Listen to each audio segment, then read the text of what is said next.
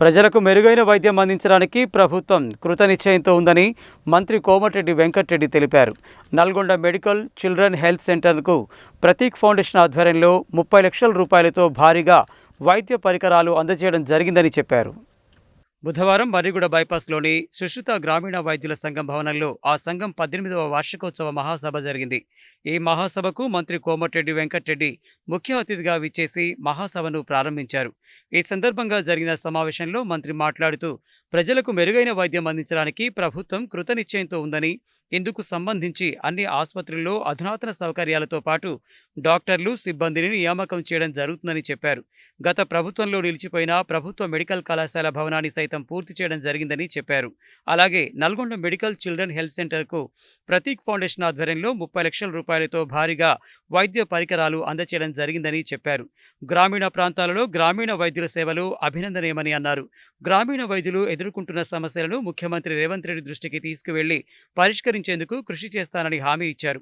YS Rajasekhara Reddy గ్రామీణ వైద్యులకు గుర్తింపు ఇచ్చారని, ఆ అంశాన్ని సైతం పరిష్కరిస్తానని హామీ ఇచ్చారు. అయితే గ్రామీణ వైద్యులు తమ పరిధిలోనే వైద్యం అందించాలని, పరిమితికి మించి వైద్యం చేయవద్దని సూచించారు.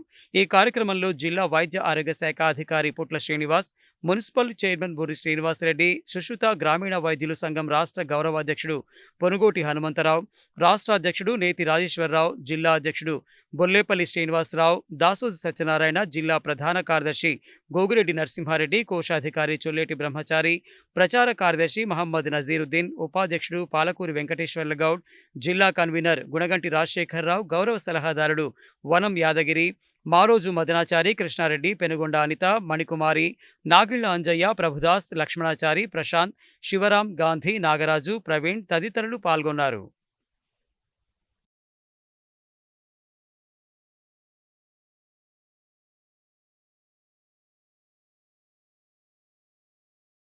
కూడా చేపించడం జరిగింది. ఇవాళ మీ దగ్గర కూడా ఆర్ఎంపీ డాక్టర్లు కూడా నా రిక్వెస్ట్ చేస్తున్నాను, మీరు లెటర్ కూడా తీసుకుపోయి ప్రైవేట్ హాస్పిటల్ ముందు పేషెంట్ దింపిండనుకో, దింపి మీకు కిరాయి తీసుకొని పోతారు, మీకు ఏమి ఇస్తారో 5 మంది వేరే. కానీ అంటే కొందరు ఉంటారు, చాలా మంది ఆర్ఎంపీలు పిల్లలు రాత్రి కూడా పోయి కొంత బండి మీద తీసుకొని బతికించిన వాళ్ళు వేల మంది ఉన్నారు. కానీ కొందరు ఏంటంటే ఇవాళ కూడా అందరి పైసలు కావాలి, కొడుకులు బిడ్డలు కార్లు కావాలి, అది కొడుకులు మంచి స్కూల్లో చదివించాలి. కొందరు ఏం చేస్తుందంటే ఇక్కడ హాస్పిటల్ ఉన్నది, ఎంతమంది పోయినో లెక్కే లేదు, అన్నకెళ్ళి ఎడిపోయిన పైకి పోయిండు కింది కాదు. ఆ కర్మకు వచ్చి నేనే పోయి నాగరాజు చేసిన. నేను అప్పటికే చెప్పిన పురుషులు నన్ను హాస్పిటల్ నాగరాజు పిలవగలను దండం కదా. నేను గవర్నమెంట్ హాస్పిటల్ కావాలంటే నాకున్న ఇళ్ళ కాదు, నా నాన్న దగ్గర ఆయన భూమి పంపించి నేను గవర్నమెంట్ హాస్పిటల్ రిపేర్ చేసాక నన్ను తీసుకొని పిలవగలను. ఎందుకు వచ్చింది పరిస్థితి? రాగానే అసలు ఏం ప్రాబ్లం, ఎట్లా బతికియాలి, అసలు బతుకుతాడా, ఎమర్జెన్సీ ఉంటే హైదరాబాద్ బతికిద్దాం, లేకపోతే ఈడనే న్యూరో సర్జరీ లేదు ఫేమస్ ఉన్నట్టు మల్టిపుల్ ఫంక్షన్ ఉన్నాయి. దాని ఇక్కడే నేను చేస్తాను చెప్పి ఆపరేషన్ చేసి ఇప్పి పెట్టి కూర్చొని వెంటిలేటర్ మీద ఉన్నాడు. సార్ నేను రేపు రేపు రేపు అంటామంటే వాడు రోజు 60-70 అంటాడు. నా దగ్గరికి ఈయన దగ్గరికి ఆయన దగ్గరికి వస్తే నా జేబులు కాలేదు, వానికి అప్పుదామని ఆయనకి ఏమి ఉండనే ఉండదు. అందుకే నేను ఒకటే చెప్తున్నా, సీరియస్ ఉన్నప్పుడు మీరు వెంబడే మంచి అడ్వైజ్ చేయండి.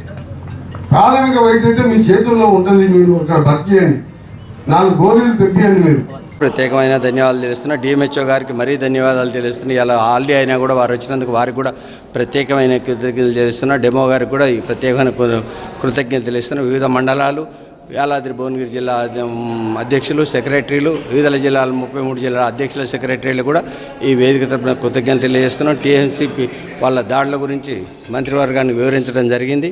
వారు కూడా ఈ మధ్యనే చర్చించి దాని నిర్ణయం తీసుకుంటామని చెప్పడం జరిగిందని కూడా సభా వేదికతో మరోసారి తెలుస్తూ ప్రతి ఒక్క గ్రామీణ వైద్యుడు పాల్గొన్నందుకు ఈ వేదిక తరపున వారికి ప్రత్యేకమైన ధన్యవాదాలు తెలియజేస్తూ